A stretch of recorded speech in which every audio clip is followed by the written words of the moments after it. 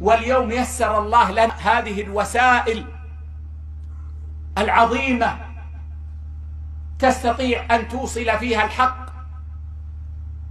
على الأقل تستطيع أن تقتطع جزءا من كلمة للشيخ ابن باز رحمه الله، أو كلمة للشيخ ابن عثيمين رحمه الله، أو كلمة للشيخ ربيع حفظه الله، أو كلمة للشيخ الألباني رحمه الله، أو كلمة للشيخ مقبل رحمه الله، ولا أحصر ولكن أذكر مثالا وتنشره. وإنك والله لا تدري كيف سيقع في قلوب الناس. وأذكر لكم قصة وإن كنا لسنا قصاصين، لكن المناسبة وأذكرها لترتفع الهمم في هذا الباب. كنت يوما أسير في المسجد النبوي إلى درس، فقام رجل من مكانه جاء يهرول إلي، قال: أنت الشيخ سليمان الرحيلي؟ قلت: نعم أنا سليمان الرحيلي. أخذ يكبر سبحان الله أكبر الله أكبر، نظر فيه وقال: يا شيخ والله، وهو من دولة من دول المسلمين، قال: والله يا شيخ أنا وأهلي تستطيع أن تقول ما كنا مسلمين، ما عندنا من الإسلام إلا الاسم، حتى الصلاة والصيام ما نعرفها. قال: ومرة أرسل لنا مقطع لك.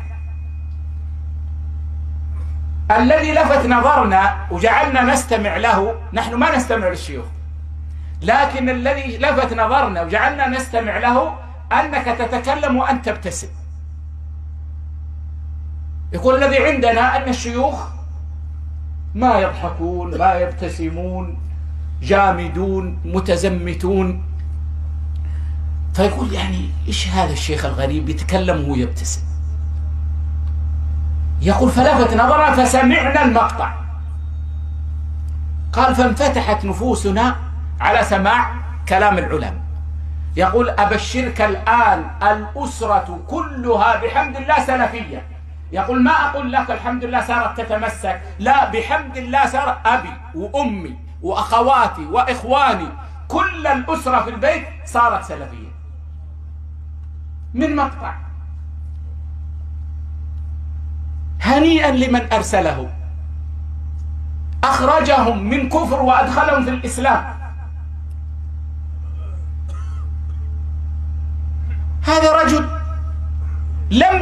لم يتكلم، ليس هو المتكلم، هو أرسله، ففتح الله به قلب عائلة كاملة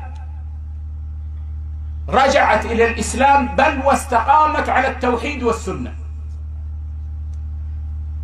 والله والله لو لم يخرج الإنسان من الدنيا إلا بالفوز بهذا لكان من الفائزين إن كان مخلصا لله. هذا فوز عظيم، خير من الدنيا وما فيها.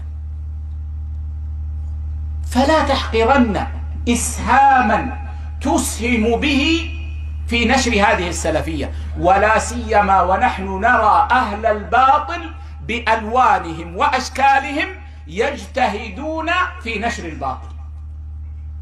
على الأقل زاحموهم، على الأقل لا تجعلوا الناس يعتقدون أن الوقت وقت أهل الباطل. بنشر مقاطع العلماء، بنشر الكلمات الطيبات، بنشر هذه المقاطع القصيرة التي يقبل عليها الناس، ما أجملها وما أكملها وما أحبها.